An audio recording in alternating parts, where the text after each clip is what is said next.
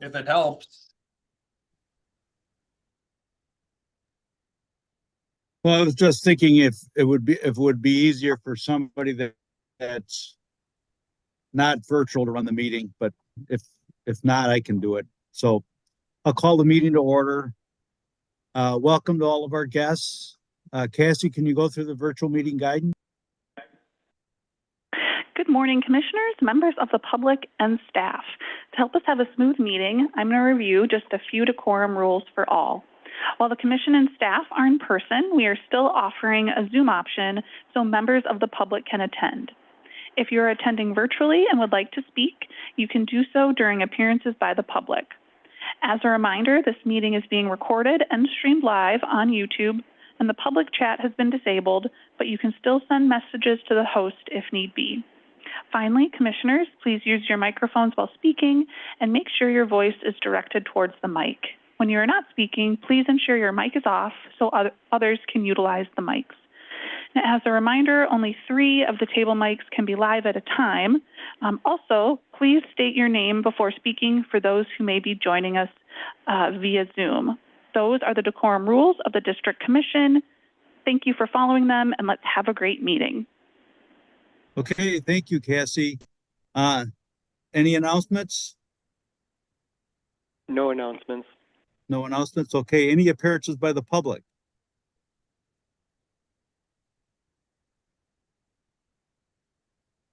Okay, don't see anybody. So we'll move on to the consent calendar. We have the approval of the meeting minutes from the 13th. We have cash statement operating, review and approval of sanitary extension plans. There were a couple of them, I think. Pomps Tire mainly, I think, is maybe the only one. And then substation U15 rooftop unit replacement, business analysis workday implementation, and solutions architect for workday implementation. Do we have any questions on any of the items before we get a motion? Okay, do we have a motion to approve the consent calendar? Commissioner Clark, I'll make that motion. Okay, motion by Commissioner Clark, second by Commissioner Lytle, I'll second. Okay, motion by Commissioner Clark, second by Commissioner Lytle. All those in favor say aye. Aye. Aye.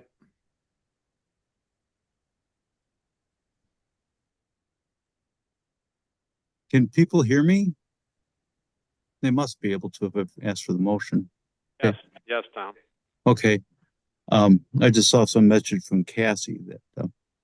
Okay, so that will take us to topics where the first topic is the 2025 district sampling analysis of influent, effluent, and biosolids for PFAS compounds.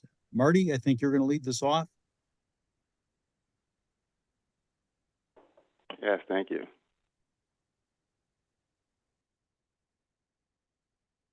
All right, Marty Griffin, Ecosystem Services Manager. Morning, everyone. Today I'm going to give a project update on our 2025 sampling PFAS results. So for those who are unfamiliar with the district online or in the room, we're established in 1930. We're a regional utility, so we serve over 24 communities in Dane County. We have a lot of infrastructure, and we serve a lot of people. I wanted to put this slide up here to talk about sort of what's driving our PFAS work in the past and currently. And it really is about our action plan and why we're doing it. So if you look on the right side of the slide, you can see that we're part of the PFAS cycle in the middle there. Even though we don't generate PFAS, we're part of the cycle. And so we really do reflect communities we serve. And so it's important for us to know how we interact in this cycle. Our action plan was developed as a way to be proactive around PFAS initially, and we did quite a few things that you can see listed here on the screen. We looked at data gaps to understand how PFAS moves within and around our treatment plant. We looked at waste acceptance through our permitting, industrial users, and hauled waste programs. We have a public website that's been up for a while now that provides a lot of good context around this topic that's been used as an example for other utilities around the country. And we're doing our sampling plans, and I'm going to give you the results for today that tells us information about what's happening with PFAS, that gives us data set for understanding, helps us inform our decision making, and then also helps us close some of the data gaps and understanding that was identified in that fate and transport plan. And then finally, pollution prevention. That's sort of our strategy for how we deal with PFAS. We want to minimize sources to the treatment plant, so data is important to do that. And we also want to look at potential and probable sources, and that's what some of the action plan was identifying.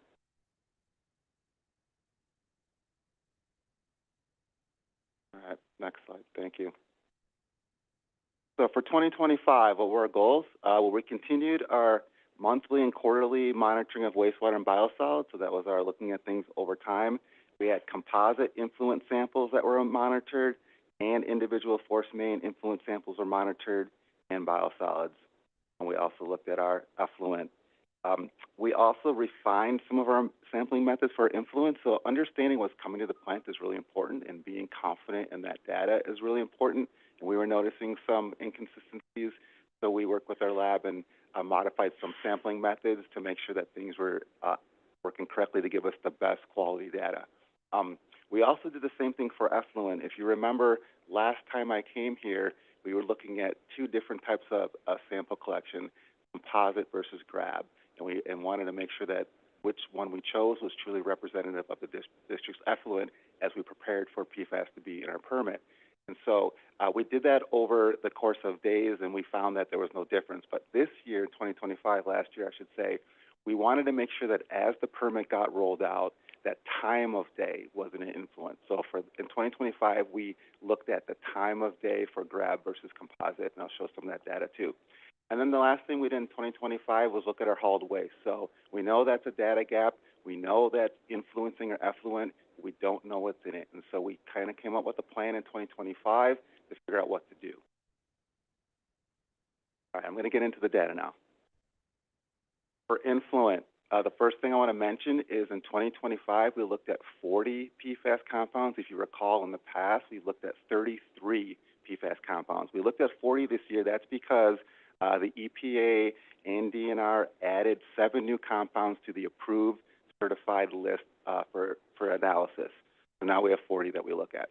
So I just wanted people to be aware of that as you look at the report and hear this data. Again, as I go through this presentation, I don't have time to go through all 40 compounds, obviously, so I'm going to focus on the compounds in our permit, which are PFOA and PFOS. The last thing I want to mention about Influent is there is no regulatory criteria for Influent.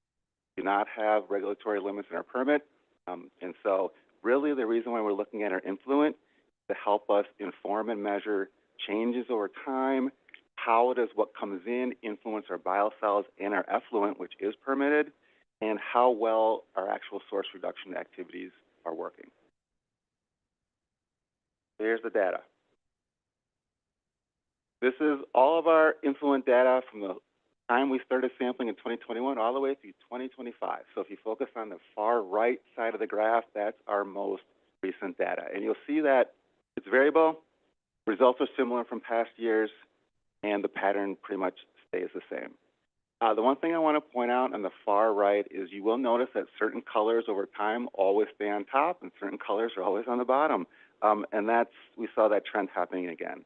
And just to give you some numbers, our influent concentrations for PFOS, if you look on the left side of the screen that you can't read, it ranged from 4 to 9 nanograms per liter. So not a very big range.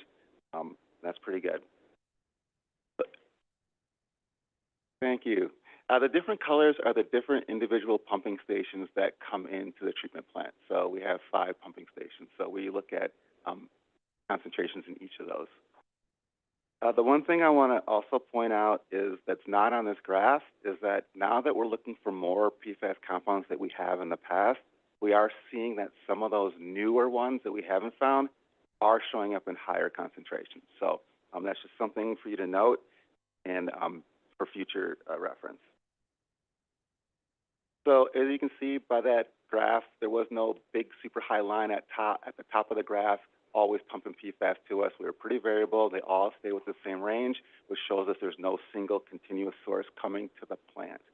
Concentrations have been similar over the last 5, 6 years. And if you looked at those colors, you could actually read the graph. You see that there were 2 pumping station colors that were higher than the others, and that was pretty consistent. We don't know the reason for that.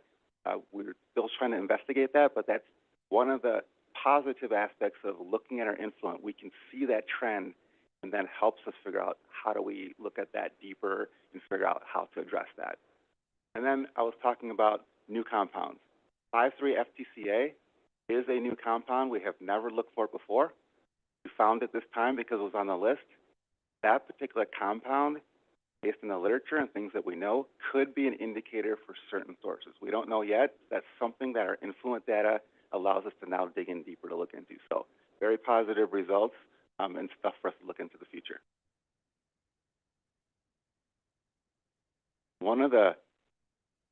The question was, what is 5,3-FTCA? It's just one of the thousands of PFAS compounds that we all created. I can tell you more than that, like if it's 6-chain, 8-chain. I know it's not super long, but I don't have those details, so I can get those for you if you want the actual structure. Okay.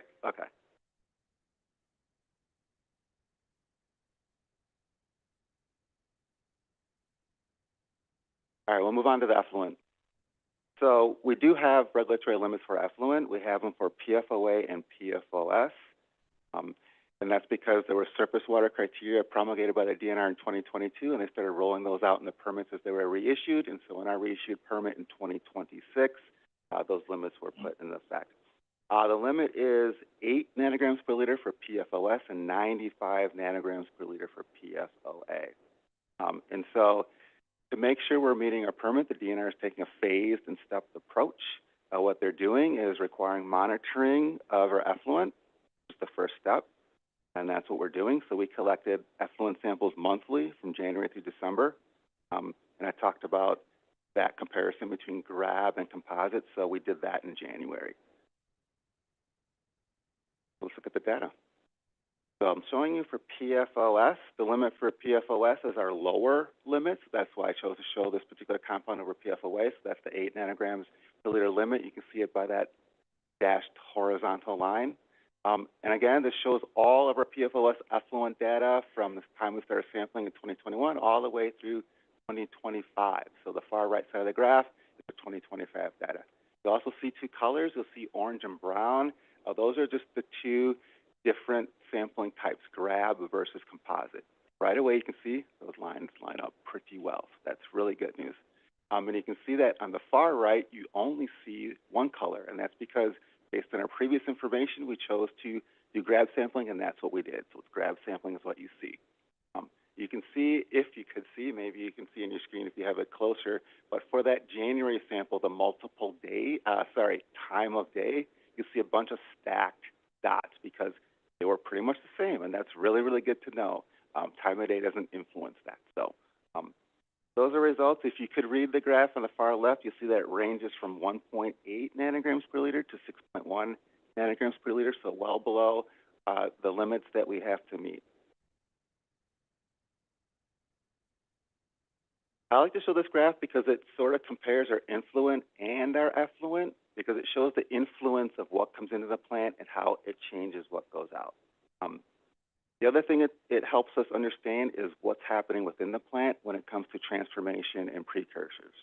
So we also do, as part of the report, a top assay analysis, which helps us get more information about the precursors and what happens to them in the plant. If you look at the bottom graph for PFOS, both graphs are similar, so we'll just focus on PFOS again because that's our lower regulatory limit.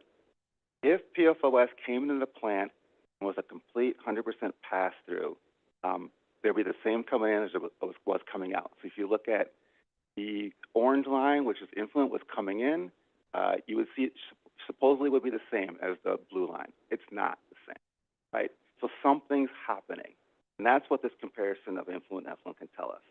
And so since we see that the influent seems to be always higher than our effluent, something's happening with PFOS that's making it lower, and we believe it's probably transitioning to the solid side because PFOS is a larger chain, solid, loving compound, and so that's where it's going. I want to stress, it doesn't disappear. We can't treat for PFAS. It just has to go somewhere. So this type of comparison helps us understand how the Influent influences all of our other products like our Effluent and our Biosolids. So in summary, for the Effluent, again, you see variability from month to month, and grab samples seems to work well, and that's perfect because that's exactly the method that's in our permit. That's what we like to see. If you compare PFOS and PFOA coming out of the plant in our Effluent, PFOS tends to be lower, and I showed you that, and that's because we think of that partitioning to the solids. And both PFOS and PFOA are well below the water quality standards and our permit requirements in our Effluent, so that's great news. All right, last part, biosolids. I'm going to show data for two types of biosolids. We have a Class A biosolid and a Class B biosolids. And the difference between those is just the treatment requirements for pollutants, bacteria, vector attraction, things like that. To remind everyone, our Class B biosolids, that's our MetroGrow product. That's 5% solid product. Then our Class A product is a cake product. That's about 25%. So here's our MetroGrow Class B biosolids data for PFOA and PFOS, sampled quarterly. And you can see really, really consistent, right? And they trend together, which is what you expect for things that are either partitioning out of the liquid side or going straight to the solid side, right? And so the ranges are from 5 to 8 for PFOS, and PFOA was even lower from either not finding it or it's about 1.3. And I want to also point out that we're not talking about nanograms per liter anymore. We're talking about micrograms per kilogram, so it's a dry weight unit versus liquid unit.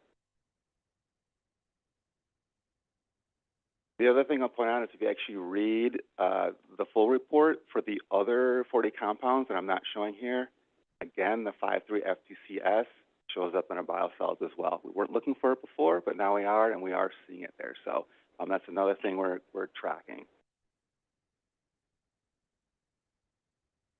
Go back here quickly. I told you the range there was very low, was 5 to 8, or even 0 to 1.3.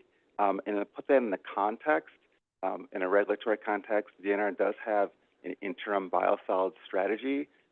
It's referenced in our permit, but it's a recommended strategy. It's not codified in law. But in that strategy, it recommends that anything below 20 micrograms per kilogram is basically status quo. You're good to go to land apply normally under the normal land application regulations. So we're well below any concern with our MetroGrow biosolids, any type of like regulatory impact. All right, let's look at our Class A cake. So this is a very busy graph, and it shows all of our Class A cake sampled over time.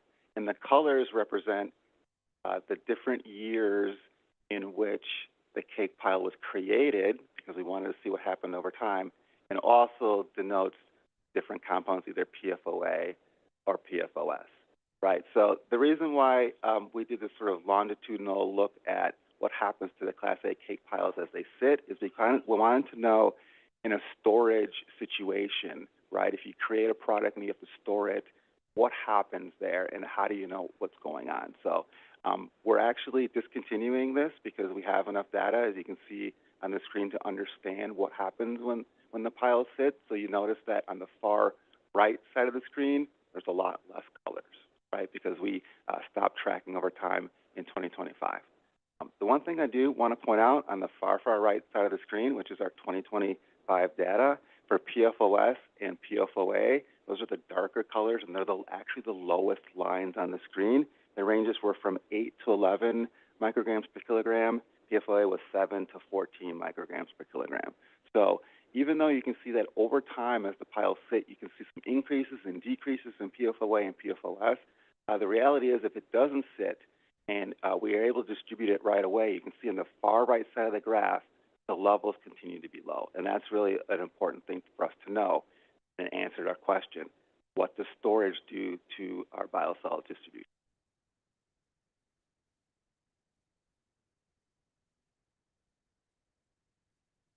So again, in summary, for everything you just saw, PFAS levels are the same as they've always been. Continue to be what we think they are. We don't see any weird new sources coming in. Nothing weird's happening going out. So that's good. Having a long-term data set helps us see our consistency. That's what we want to see. We're below regulatory standards in our effluent. We have our sampling methods down that we're confident in, and we're also below our regulatory threshold for biosolids when you look at the combined PFOA and PFOS.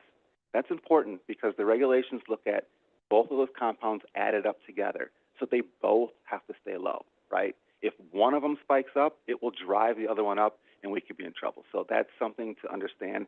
Biosolids are looked at a little bit differently than our effluent. It's a combined additive total.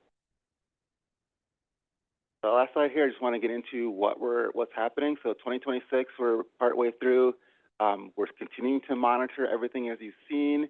We actually, like I said, developed that plan in 2025 for our hauled waste, and we're actually able to conduct a pilot project this year in 2026. So that's data that we're actively waiting for to analyze, and we'll be able to show that to you next time I come. And then what we'll be doing is implementing the new permit requirements, right? Now that we have to monitor and report to DNR, we had to figure out the best way to do that, the best time of the month to sample to be able to get the results, get it to DNR, and get it recorded. So that's what we've been working on in 2026. In 2027, we haven't entered that yet, but what we're thinking about doing, that's why I have proposed in there, is we'll continue our monitoring like always. And we're going to look at another data gap source that was identified in the Fate and Transport Plan, which is our landfill leachate, right? That's another source coming to the plant that we don't know how it influences our effluent. So to make sure that we continue to stay below regulatory standards, we got to know what's coming in, right? And then the last thing on here is acceptance modeling. So sometimes we get requests for PFAS contaminated groundwater from construction sites, or maybe there's some testing and sampling being done and they need to dispose of water that has PFAS in it. Well, we need to know how that impacts our permit, which is our biosolids and our effluent. We currently have a modeling tool that helps us do that just for our effluent. We need to get one for our biosolids, and we also need to refine that tool to account for more complex scenarios. Like, what if we get 5 requests at once and they have to overlap? Are they going to be additive? Is it not? We need to understand how that's going to work. So that's something we have on tap in 2027. So with that, at the end of this presentation for the 2025 results, so I'll take questions on those, and I do have a few slides after this queued up for some questions related to the facility plan that came at the last meeting, but I'll get to that after these initial questions, if there's any from what I just presented. Okay, thank you, Marty. Anybody have any questions? Beth? Yep, as usual. I do have a couple questions. First of all, I guess the pumping stations that were a little bit higher, do we have any plans to kind of look at potential sources into those 2 pumping stations to kind of try to figure out where some of the higher amounts are coming from in that area? And then a second question, this is more for Amanda, I think, than you, but it's great to hear that we're all well below, our permit needs and everything, but there's a public perception issue with this, and in particular with land application and the fact that, it's in our biosolids, it's going into the land, and I know that there's been some articles in newspapers about farmers and it, it getting into our food supply. So what are we thinking about as far as addressing public perception with, putting MetroGrow on farmer fields? So those 2 questions. I'll take the first one, and I'll invite Amanda up to take the second one, if that's okay. For the first question for collection system, that's a great question. Actually, that's identified in our Fate and Transport as a data gap to go out in the collection system, understand what's happening there. We just aren't there yet. Our goal was to really focus on controllable sources, and so what's coming to the plant directly, either in hauled waste or through our industrial program where we have control. We're using the individual source main data to help us know where we would actually target when we are ready to go do that. So clearly we have the areas. Now we're just waiting for the right timing. And so understand what's happening in collection systems, because that's going to be probably more domestic, just ubiquitous stuff coming in. So that's a little bit harder to interpret. So we want to really lock down the things we know, like landfill leachate, hauled waste, understand that first. Then future steps will eventually go out in the collection system. So. Good morning, Amanda Wagner, Communications and Public Affairs Manager. Thank you for the question, Commissioner Bookland. You know, our focus really has been on talking about more from the framing of the benefits of MetroGrow and what that, the support that provides to our agricultural producers, and that it is a high quality product, and that we are meeting, you know, it's a high quality product, and, you know, it's highly tested, meeting state and EPA regulations. You know, a big one for us is making sure that we are retaining the landowners and farmers that are utilizing MetroGrow. So I was actually not here for it, but Marty and his team had a MetroGrow appreciation event this summer where we were able to, you know, communicate that value and all the work that we're doing to monitor PFAS. So we talk a lot about being a leader in this space, testing for PFAS before it was even ever at our permit, which just came a few months ago. So that has been, you know, our primary focus is more focusing on the positive and the benefit versus jumping in on the negative portion of it. And luckily, generally speaking, you know, 10-ish years ago, it was a little bit different take here in the Madison area, especially with, you know, some of the city water lift stations that are pumping drinking water wells, and that has shifted a little bit, that perception. It's still there, but, you know, as we can demonstrate that we have very low levels, and that we are going above and beyond from a testing and sampling perspective, that has benefited us.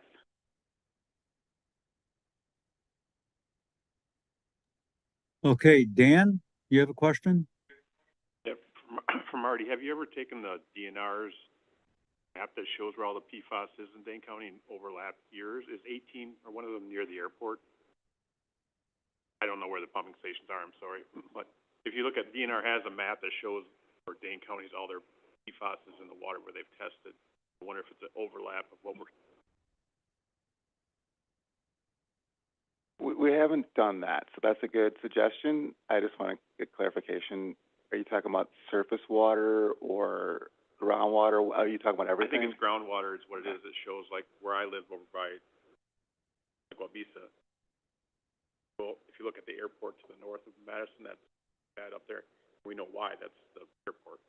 So I just wondered if that correlates to where our hot spots are, if you want to call them. It's possible that those two pumping stations that were hired cover large geographic areas, so we'd have to go back and look at that and see exactly where the flows were coming.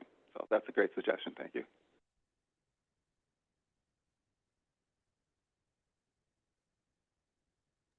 Greg, go ahead.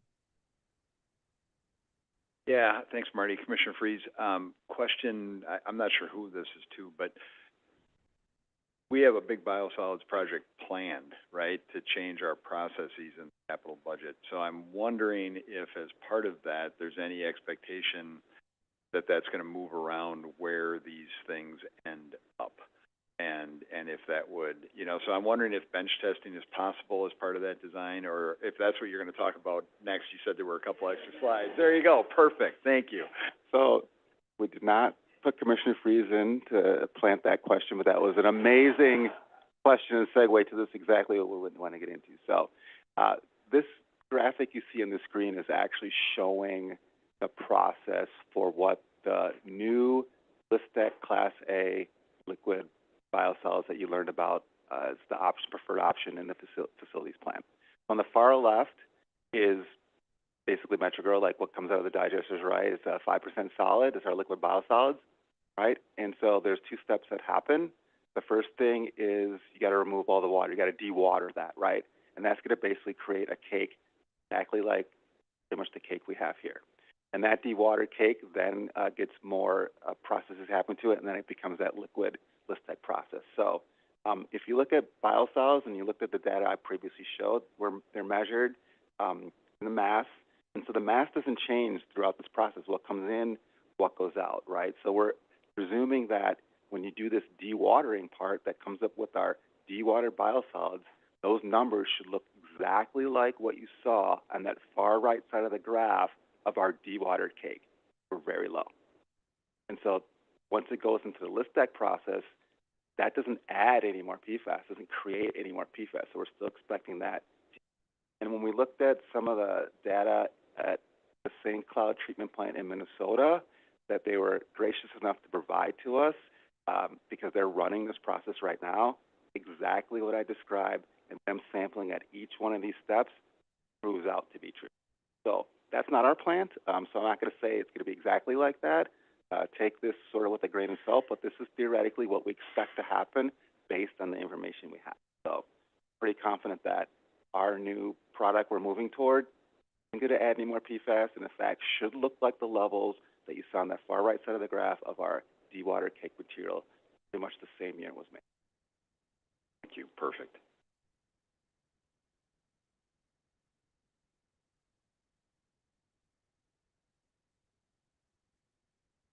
There was another question that came up about all the sampling I talk about and all the things we do and what's required and what isn't required, because I talk about a lot and sometimes it's good to kind of know, as Amanda mentioned, we've been doing this proactively for a very long time.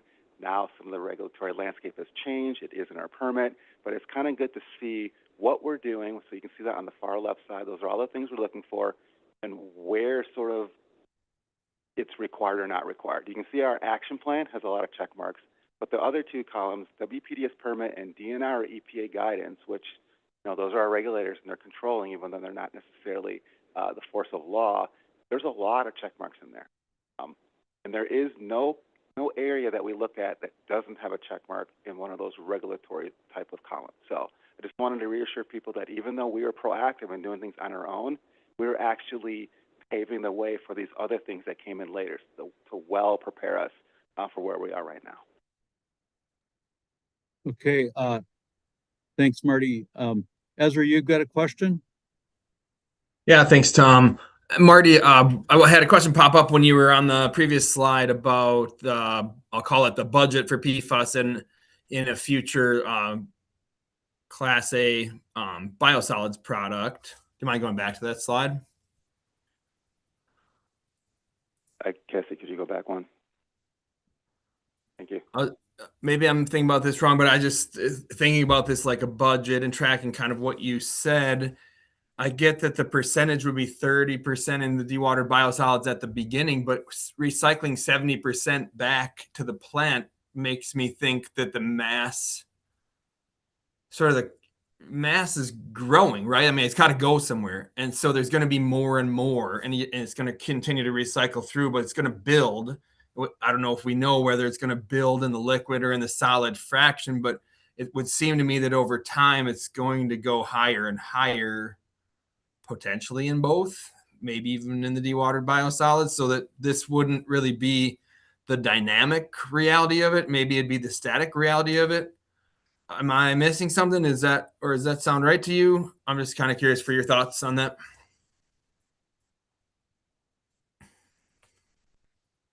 I don't think you're describing it accurately. So if you're talking about from our liquid and we remove the water and that water we're removing, sort of that liquid portion's recycled back, not going to be additive because that's what we do now. And we're not seeing it accumulate and all of a sudden our effluent is spiking up because we increased production and dewatered a bunch of biosolids.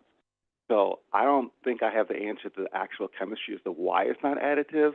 I can just speak to the data we have showing that it isn't. Okay, interesting. Yeah, the math isn't entirely mathing, maybe, but maybe my brain's wrong too. But interesting. I think I'll take this moment while I have the floor to say I think it's great what we're doing on all of this work around PFAS and all the monitoring and all the different portions of our process. And glad we're going to keep it up. We've been doing a great job on this since before it was required, and I know we'll keep doing that going forward. Thanks for today's presentation. Okay, so kind of following up on that, does any of the PFAS when that with the dewatering, the stuff that the 70% go back into the receiving stream? Badfish Creek? No, that cycles back to the plant. Okay, so it cycles back and stays in the plant, so it's so I can see where Ezra had that question. It kind of is a loop. Yeah, but it cycles back. So you have to remember, once it cycles back, it starts all over again, partitions out. So some's going to maybe go in the solids again, and so some's going to stay in the liquid, and we're going to do this thing. And so you'd think that, oh, if we keep partitioning it over and over, it's going to add up. Our data doesn't show that. So I apologize for not knowing the deep chemistry on the fractionation and partitioning, but the data isn't showing that would happen. Okay, that's interesting. Yeah, to keep the continuous loop, you think more would be added. But okay, are you done, or Marty?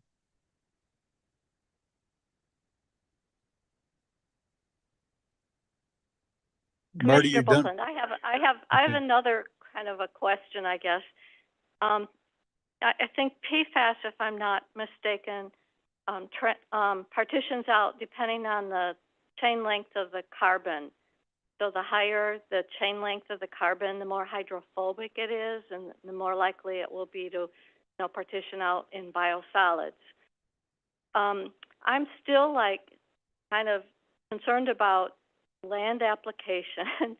I just, with the land application, are we monitoring any kind of reports in the scientific literature about what happens to PFAS on land? Because I think that might be helpful in keeping abreast of that in relation to our public perception and public affairs, because as we know more about what happens, the fate of PFAS and PFAS compounds on soil, the better it will be help us to, address any public concerns and things like that. So just wondering if we're kind of keeping abreast of that, those publications as they come out and that data. Thank you for that question. Yes, we are tracking the scientific data and studies. In fact, being members of NACWA, National Association of Clean Water Agencies, and Northeast Biosolids Residuals Association and the Midwest Biosolids Association is a good way for us to keep track of that. I will tell you that there has been a lot of movement in this in the past, I would say, 24 months. There's been movement from just sort of studies in a single state where maybe soils, climate weren't comparable to now more nationwide studies where you have better information. And what's coming out of those is exactly what you described. Because of the PFAS types found in biosolids love to be part of the solids, they don't move as much as you would think when they're applied on the land. And so it kind of depends on the soil, how much water is held in the soil, groundwater table, all those things. So it's not an absolute, but generally speaking, the movement isn't as much as you would think.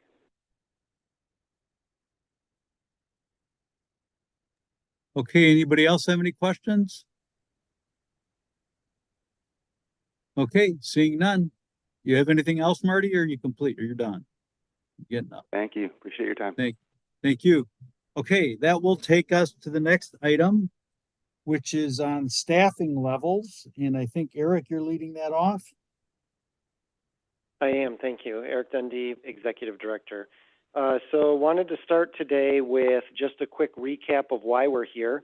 So based on the 2027 budget preview, there was a few questions that came out from that presentation. Added those to the Commission Action Report today in the packet, but also just to quickly talk about those for those who may be online, is there was 4 main questions that came up during the budget, 3 of which I'll talk about today that I can address. The 4th one I cannot, but we'll mention it. So one was providing more details about the 2 engineering positions and how they'll reduce costs for contracted services. Second is the position needs that are considered for the next budget, so for the next few years and beyond. I did take this presentation into the beyond a little bit more, just to let people know where we're looking at and monitoring. The other was to talk about the roles and duties of the position that's proposed as part of the enterprise asset management and our reliability process position area.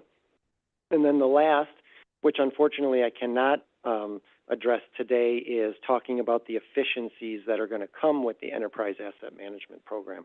We're just not far enough yet to know what those efficiencies are going to be. So with that said, we'll talk about some of the key considerations here. Okay, so as we've been going through our staffing, we should all just take a pause. I started in 2025 with that new work that was being done to try to understand our organizational structure and how we should do our roles and responsibilities for the district. We did do a 2025 report about leadership structure. That was a Baker-Tilly report that was done. The note there was their whole concentration was on how to divide up the district's reporting structures and duties, really that director level and manager level for the district. They did make recommendations further down into the organization on positions, but that I consider to be something as just a point of reference, not a full recommendation. Their goal was to set up the district's success at the leadership level, not necessarily with what positions are needed at the district. So that's one frame. The other is just recognizing when we did put the new leadership into action, we had new people getting into the positions, we had existing people slightly moving roles and responsibilities. So I want to take into account what I would call expert opinions are on the vision for their departments and their divisions. How do they see it best, and work with that. The other is organizational alignment. I talked about the Baker-Tilly report and changing director and manager level responsibilities and work and structure. But as part of that was organizational structure. We have reviewed and are in the process of updating our business service model, so those administrative functions for the full district and how to do that. We're also taking large programs in the district, for instance, our user charge, and moving them into different departments. So while we do that, we have to be careful to make sure we're staffing them appropriately. Point of reference was we built a full new finance department and a new collection system department. Well, if you don't put enough staff in a new collection system department per se, what's the point of having the department if you don't have people to do the work? The other is making sure that we're paying attention to the strategic plan. I really have put a lot of value into this with staff and the commission here. If we have something on paper that says we're going to lead the district with performance areas, KPIs, and a 3-year plan, let's make sure we have the resources to complete those things. Other things, I will call this the big bad wolf. That's not something we should say too often, but that's how I'm going to explain this. We as a district know that we have many years of new technology upgrades at the district. We're starting with our enterprise resource planning, which is our finance and HR work. We're going to move into asset management work. But after that, we have a lot of regulatory databases and software, how the lab information is done, how we report things. That's got to be next. We got to keep up with regulatory compliance. Then we have our customer relationship manager, a CRM, that is another different but large technology upgrade for the district. We've talked about this before. Bettina Culver, our IT manager, was here presenting this many months ago. We're trying to move the big boulder of being 20 or 30 years away from what the technology is now. This is what we have, and we're trying to get there. So we know we got to pay attention to that for staffing. Other things, we talked about this many times. I'll never shy away from it. Aging infrastructure, high growth of the service area. We have to be able to support the projects we need to do, plain and simple. Don't want to say it any other way, but the regulatory compliance, the population growth, the age of our infrastructure, if we don't have enough people to do our CIP projects, we will not be able to meet our the needs for the district. So let's dig in a little bit here. One more thing as you go through it is always keep in the back of your mind maintaining regulatory compliance. We have a permit that changes every 5 years. We have to make sure that our infrastructure is ready, our operations staff is ready, and laboratory support. I did mention nitrogen on this slide. That does not mean that's going to require a new staff person if that ever comes up. But for instance, PFAS, we have an opportunity. I mentioned this in the budget overview. We are doing a lab remodel, building the capacity or space to be able to do in-house sampling is a possibility. Well, if you build a new process like sampling PFAS, you should make sure that you're paying attention to the resources to make sure we have somebody to do those tests. We don't know that yet, but we want to make sure that we're just thinking about that. And then also emerging contaminants. Oh, we have a question. Commissioner Brooklyn? Well, I'm just curious, are you thinking about doing PFAS testing in-house? That's a possibility, yeah. So that's why in this conversation we're talking about staffing, not an immediate thing we're talking about, but just want to bring it up as something that could happen in the future. And that would take new equipment as well? Correct. Yeah. Yep. There's a lot of pieces to that puzzle, but it is just a consideration. And just weighing all the benefits versus costs, you know, in that it might be cheaper to keep outsourcing that. Absolutely. Yeah. Yep. Okay, so the key takeaway here is, you know, our talent needs to grow as the service area grows, technology and regulatory compliance. We're always evolving. We're always looking at what staff are doing. You know, do they shift roles? Do they not? Do we have a new need? Those type of things. So that's kind of the takeaway for the beginning of this presentation.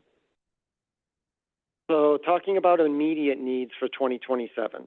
So in the budget preview, and then what you'll see at the next meeting of the actual budget proposal is there'll be 3 positions, but there were 5 that made what I would call the final list for review. 3 of which moved through, which is the project engineer and the electrical engineer for engineering, and then the asset specialist position for reliability process.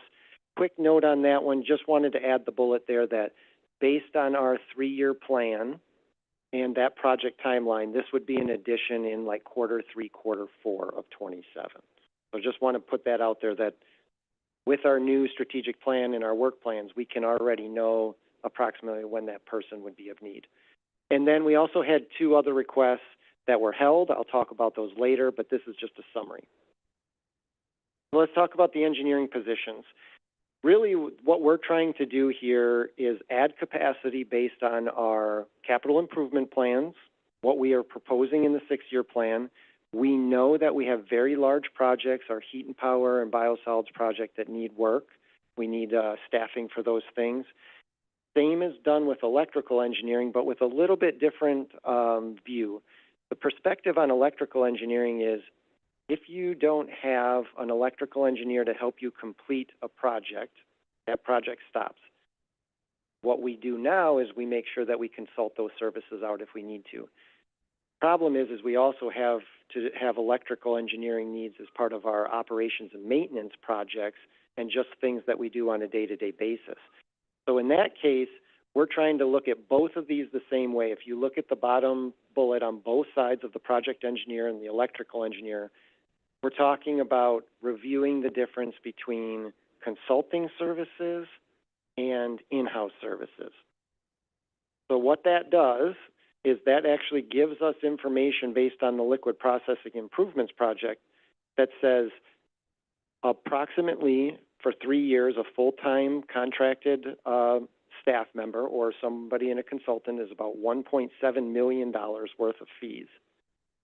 Approximately, we can provide those same services for $500,000 in 3 years. So the idea for me to propose this is we're actually saving about $1.2 million per staff member in that 3-year cycle. I would tell you the first review is, well, do you need this past the 3 years? You look at our CIP, the health of our CIP, it's not going away. So the idea for us is trying to realize these savings as we continue into the future. The other part is the graph. So Jen Hurlbus, Director of Planning and Engineering, helped put this together. And what we're looking at is in the center of this graphic is a blue line, a solid blue line. That is the amount of engineers we have at the district. And those red bars, everything above that blue line is the work we do not have staff for. Now, the way we make that up usually is you get a consultant and you cover that gap. For us, we are looking out till 2031 of having more work than our staff can take care of. Now, there is a lot of greater detail into all the math that goes into this that Jen has done. I don't want to get into all those. I just want to show you that graph and tell you that everything that goes over the blue line that we don't cover just gets pushed to the next year and the next year and the next year and the next year. So even on this graph, we're at about 7 staff members proposing 2 more. We don't necessarily cover everything that we're showing in this point, but we also do know after 2031 and 32, there are projects that are going to be added to the plan. This is just showing what's in the plan now. Okay, moving on to the third position that we're proposing for the district in 27 is an asset specialist position. So the idea here is one of our staff members said this best, and I'm going to say it to you. This position is doing the invisible work for the invisible work that you see the plant running every day. Basically, this is somebody taking care of the data that we have at the district, making sure our assets are in the system, and it's a clean process when we need the information, whether that's in an engineering project and you need to review asset condition. We have KPIs that are related to the NESI curve and condition index. And ultimately, we have this enterprise asset management program that we are going to start implementing.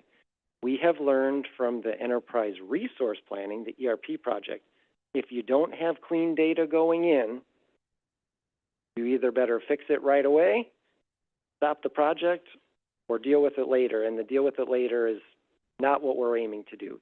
So in this case, this is about making sure we have those people or this person, this extra person here, to help get that data cleaned up and to be part of the management and ownership of the enterprise asset management system. It also includes the SOPs or the standard operating procedures for all the mechanics and electricians and staff, and then the scheduling. So a couple ways to explain this without words is we've tried this. We've been working on this. We tried interns. We had a couple extra people working on this for a while. So from 2025, we went from assets that needed this work, and this is our highest assets. So the blue bars are what we call assets that are at 8. Their score is 8. It means the most critical assets we have at the district. In May of 25, we had about 1,200 assets that needed their information finalized, filled out, updated. We started concentrating on with an intern, started working our way down. Well, we got to the point, intern leaves or the priorities move, we've become stagnant. Good, bad, otherwise, doesn't really matter if you're stagnant. Well, with the Enterprise Asset Management Program, it means, well, we need to get that information in there before we start. And then we wanted to pop up the red bar. So if you don't think about just the most critical items that we have to get taken care of, all of them is 3,000. So we were looking at the most important, but really in totality, we're talking about many, many more assets that need to get cleaned up. The other way to look at this is with commissioning. So we use the words for commissioning as new project happens, new equipment comes in.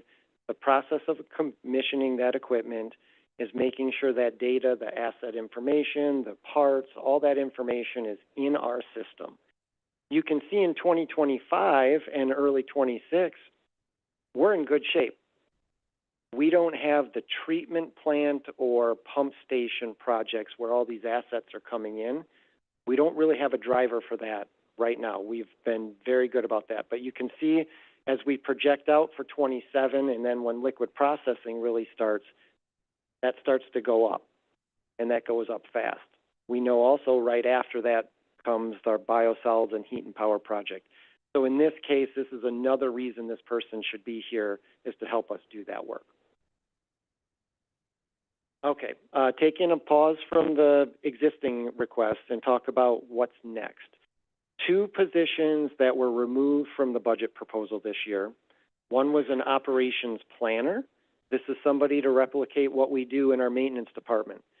Our 2 maintenance planners for mechanical maintenance and electrical maintenance have relieved the ability or the need to add more staff in our mechanical and electrical department. Our backlogs have been going down. They've stabilized into industry standard.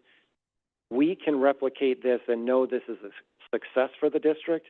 We can also do this in operations. We also know that in operations, with liquid processing phase 2 and biosolids and heat and power coming, more planning and more preparation is going to be needed. I will say this now, not putting this into the budget is a risk. We are starting liquid processing next year, but I had to make a choice at some point. So this position was not put forward into the budget proposal. The second is for our human resources and administrative associate needs. We went through a business services review. In that review, it was identified by Baker Tilly and then re-identified by our own HR staff in a business services review that we don't have enough administrative support for our departments. That means managers and directors doing administrative things, or in this case, also our HR manager doing things that don't necessarily need to be done by that position. So that's another position that's out there on the horizon. Now let's talk about a little further out. So we continue to monitor at all times what are the things we need to do and work on. I just put these into buckets. These are not about knowing exactly what the position would look like in the future, but we have one safety lead at the district. We have 140 staff members plus. They can only do so much. And if we want to improve the district's safety, risk management, and training program, we're going to have to find some sort of support, whether that's consultant support or, more staff. We're not going to talk about that yet. It's future. But that's one of the things. The same is for our operators, for supervisors and lead support. We have these operators on and one supervisor. So that supervisor can't cover both shifts 24 hours a day on supporting their staff members. We do take into account now that with our what we call our operators on call to provide that support. But then we also have procurement, contracting, inventory and purchasing, and then those laboratory services that we've just talked about a little bit before. So with that, I'm going to be done. I think we'll probably jump back to slides if we need to for questions, but I'll open it up.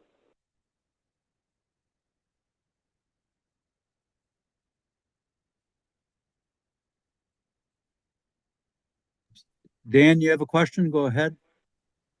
Yeah, when you had your slide that you're at 7 years now, approximately, whatever that, put that one. Why aren't we going 10 now? Why aren't you hiring 3? We're saving 1.2 million with 2. I know you're not going to go to 5 million, but doesn't it make sense? Because you need 10 through 31, and there's going to be attrition in there. So why are you not looking at a third one? That's for number 1. Number 2, the fixed asset person, if you want to call it. I understand that part, but I don't see that being a full-time job after 3 years or something. I think that would have to take on additional responsibilities because it should be, once they're caught up, they shouldn't have, that shouldn't be a full FTE. So I don't like adding money to the budget, but I think a third person, at least if this is true, this graph, doesn't make sense not to at least look at it. Thank you. Okay, I'm going to respond to that. So the first question about project engineers. I have the math. We do need 3, but I didn't propose 3.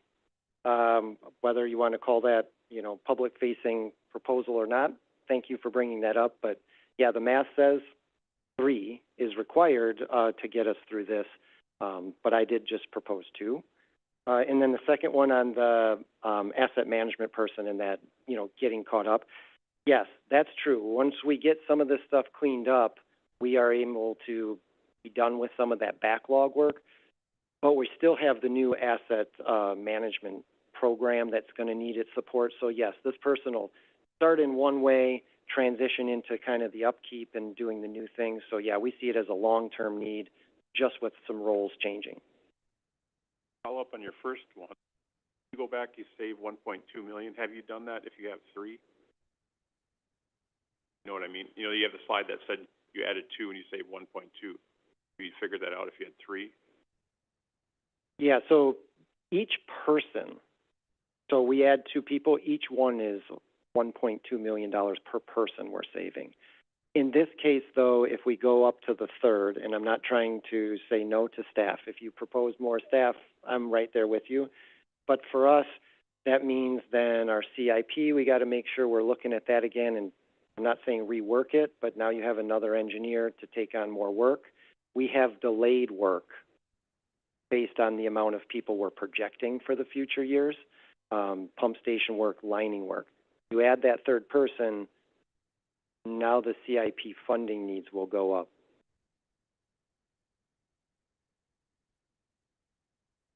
Shifting forward, which in theory is less money, because every year everything goes up 5%.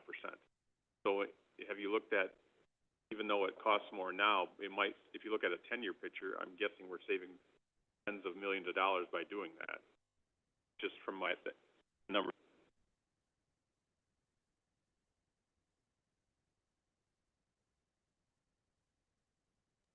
Sorry, Tom, Beth has her hand up also. Oh, okay, sorry, I didn't see that. Beth, go ahead. Well, I hear what you're saying, Dan, and I can see that, but I think looking at the budget going forward and trying to kind of even it out over the years, I'm concerned that if we add another person like 3, that, you know, the workload will be very high for the next couple of years, meaning the budget is going to take a hit. So we're going to have to ask for, you know, a higher percentage earlier on, and that might be, I would think, an issue with our ratepayers. So you know, we have to, I think, look at the big picture as well and say, okay, how can we, you know, manage the budget going forward and the number of people? And then, I mean, looking at that graph in 31, 32, it looks like the number of engineers are about equal, 7. So if we go up to 10 and then all of a sudden we have more engineers than we need in, you know, 5 years or whatever, you know, what, you know, we have to think about, you know, the future too and our future needs, so. Yeah, one point of reference there again, just to highlight it. So when you look at 31 and 32, you're talking about years that are on the very edge and outside our capital improvement plan. So we don't have the full picture of what's needed there. So yeah, just to kind of add on to your point, Commissioner Bookland, is yeah, when we get out that far, we don't know what's there yet. Patrick? Thank you. Commissioner Lytle, I don't want to bring up a sore subject, but can you remind me the position that was proposed for 2026 related to asset information? You showed some of the backlog that was taken care of by an intern. Did that position end up getting filled, and you're presenting it as, thank goodness we did that, otherwise we wouldn't have made the progress we did, or is this a re-ask for something that got deferred? Thank you. Good question. I did not add this to the presentation. I thought about it, but didn't want to complicate it too much. We did add somebody in 2025 or 2026 for this department.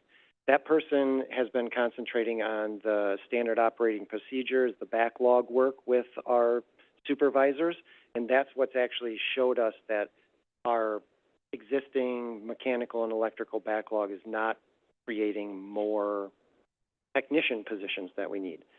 In this case, this is just now the more that we get into the asset management program update and then our program as a whole, realizing that one person's not going to be able to do this. We need another person to help get this information updated. Thank you. And then just to follow up, I do think what's on the horizon with enterprise asset management in terms of a system implementation, we've by necessity had to bring in consultant staff for the ERP that if we were a little more staffed up in those departments might not be required. So in addition to the business case you're making now, I think it would be important to point out,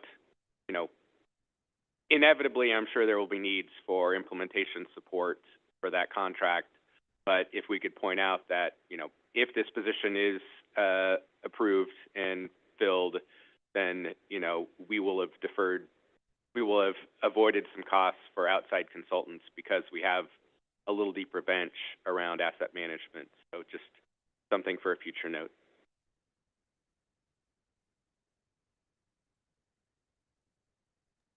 Okay, anybody else?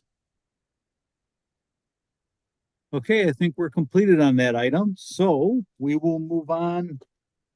I can open up my agenda here to the executive director report. Eric, anything? Yep, thank you. I have two items. One is a quick note. We have established a commission reporting calendar for the strategic plan and our KPIs and 3-year plan.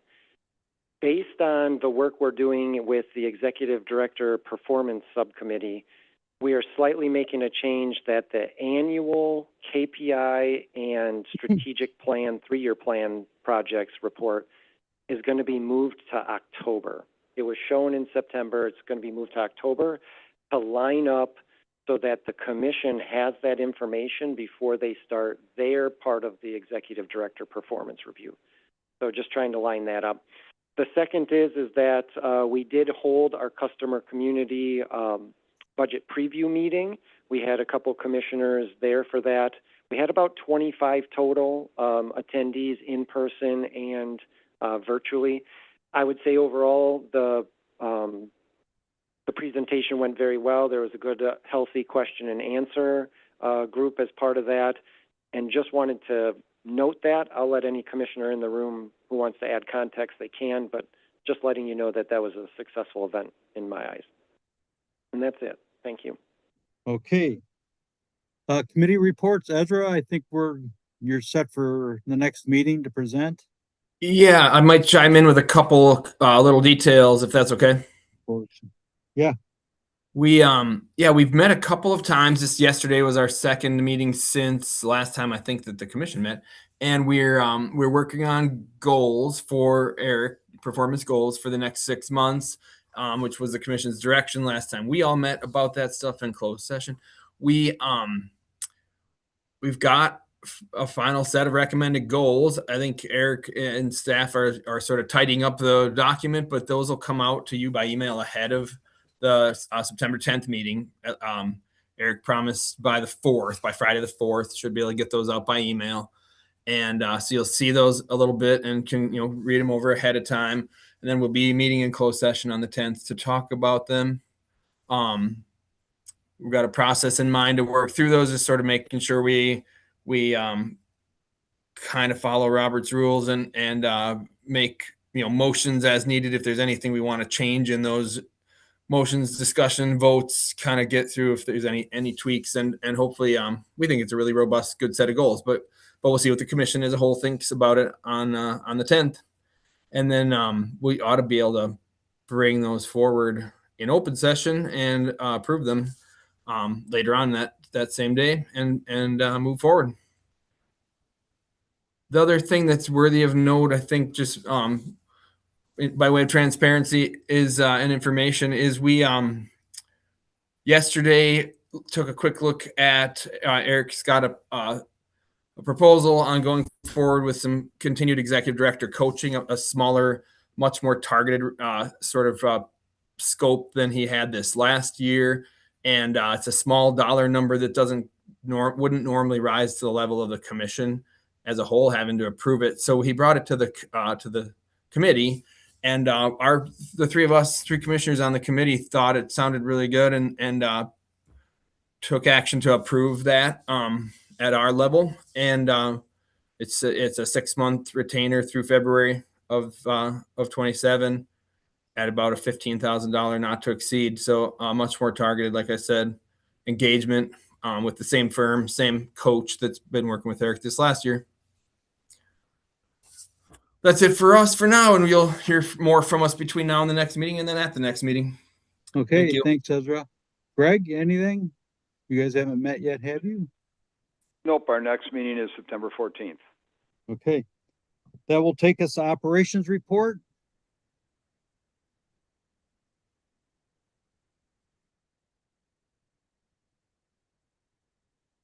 Good morning, Commission. Alan Grooms, Director of Operations and Maintenance for the district, and I'll be presenting the July operations report. So, yeah, we did plant performance. So, performance was generally right in line with historical numbers. That shaded area represents the 3-year, one standard deviation around the 3-year average for those parameters. So, show on the suspended solids for July 4.7, well below the 20 milligram per liter limit.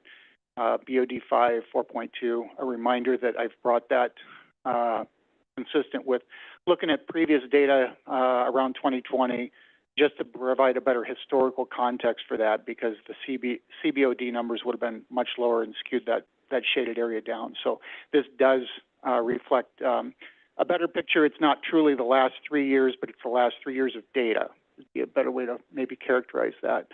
The phosphorus number right in the middle, 0.35, but a reminder that's the average, the cumulative average from May to the present, May, June, July. So 3 months of this 6-month period. The actual numbers were a little bit lower than that for the month of July, but our permit is written that should be a value that surrounds, that's a 6-month average is what our permit is based on, and that's a 0.5 milligram per liter total limit on that. The other numbers, chloride, we were right in the middle of that historical range, and then a reminder, we've put that 408 number, that is where our new permit, where that value would be if that is put into effect. So, any questions on this? I do have one update if there's no questions on this.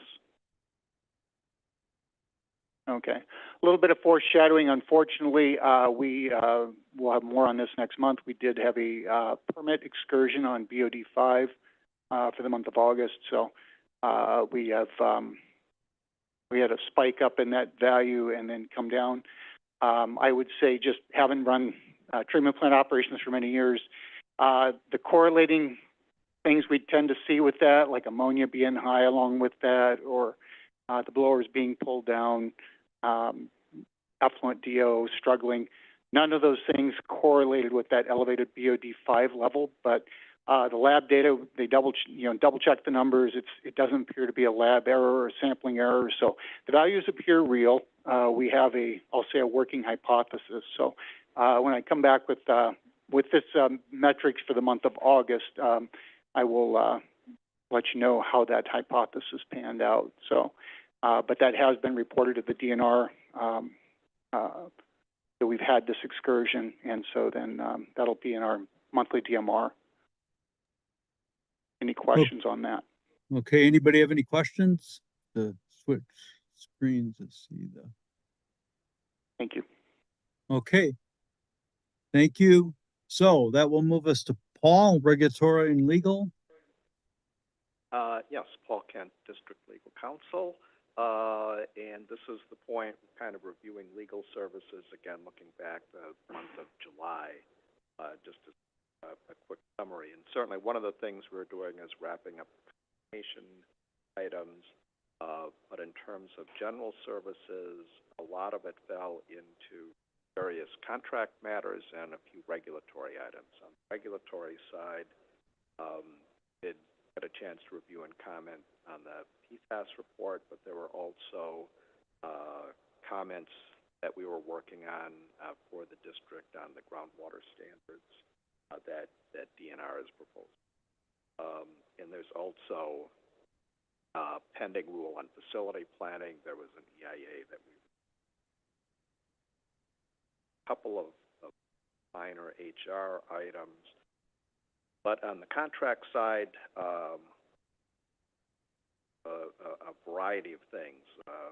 There was a question on a riparian easement. There was an MOU with the state lab, engineering services agreements, the duration of the Struvite, fair bidding, and some coaching contract issues. So a wide range of items. And that, all in all, for July, a pretty busy month. That's all I have.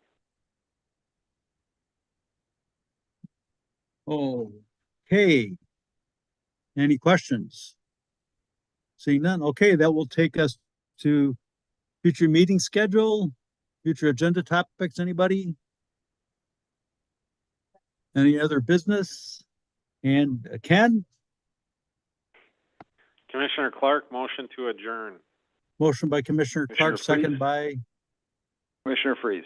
Commissioner Freeze. All those in favor say aye. Aye. And any Thanks, everyone. opposed? Take care. Thank you.